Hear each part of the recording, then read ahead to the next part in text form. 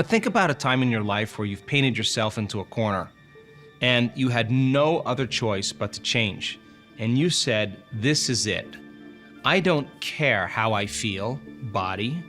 I don't care what's going on in my life or what people think, environment. And I don't care how long it's gonna take, time. I'm gonna do this. And when you make that kind of decision and the hair on the back of your neck stands up, that's a new signal that's making it to the body. And in a sense, the body's literally getting new information, and now the body is responding to a new mind. It's that kind of energetic signal that the body gets that begins to select and instruct new genes. And remember, genes make proteins, and proteins are responsible for the structure and the function of your body.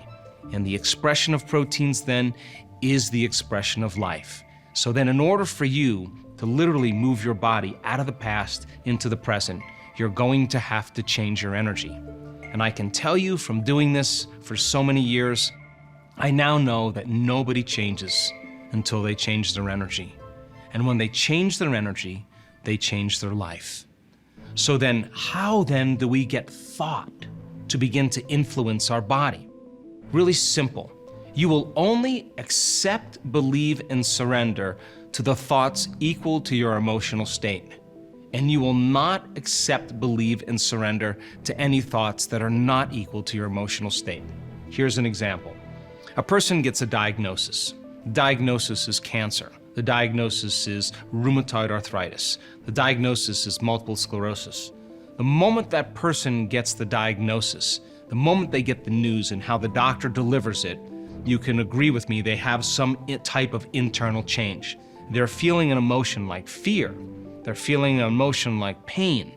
They're feeling an emotion like suffering. And they feel that change in their internal state. They remember that moment the doctor told them, the brain takes the snapshot, and that becomes a long-term memory. And now the person can say all they want, I'm going to beat this condition.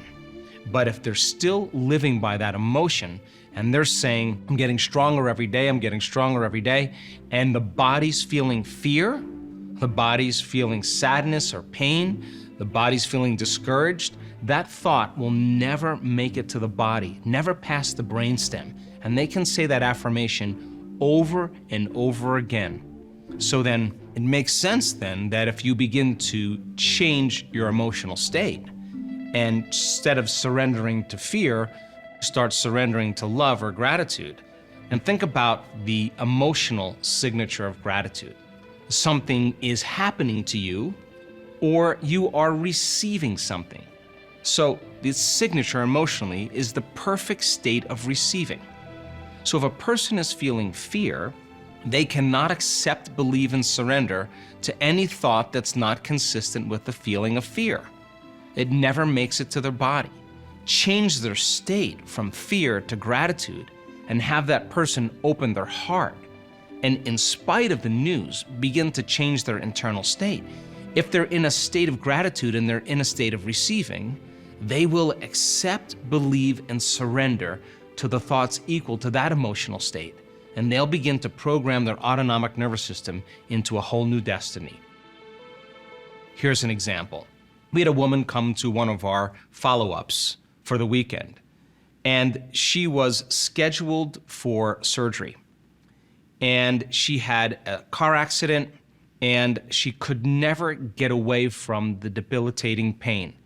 It created the emotions of frustration, of anger, sadness, felt really, really limited and victimized by her condition. And so she scheduled the surgery for the Thursday after the event. Now, in this event, she had to understand that she had to trade those emotions for gratitude. And by opening her heart and really feeling gratitude in spite of her past, in spite of her pain, in spite of what would be potentially happening in her future, she literally got in the present moment and opened her heart. The moment she started doing that, she started to notice a big change in the way she was processing information.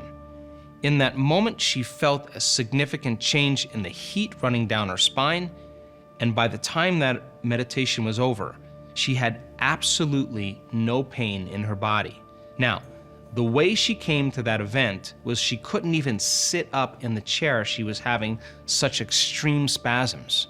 But by the time she changed her emotional state and moved into a new state of being, it was the right formula that began to program her autonomic nervous system to begin to do the healing for her.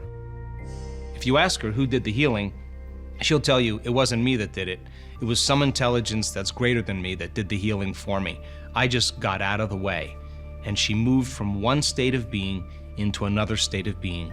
And just like those placebo studies, all of a sudden their symptoms began to change and her body began to respond to a new mind. Now that I've shown you the placebo effect and how it works, how will you use this knowledge to change your body? Is it possible that your mind can begin to produce similar effects in your life as well as your body?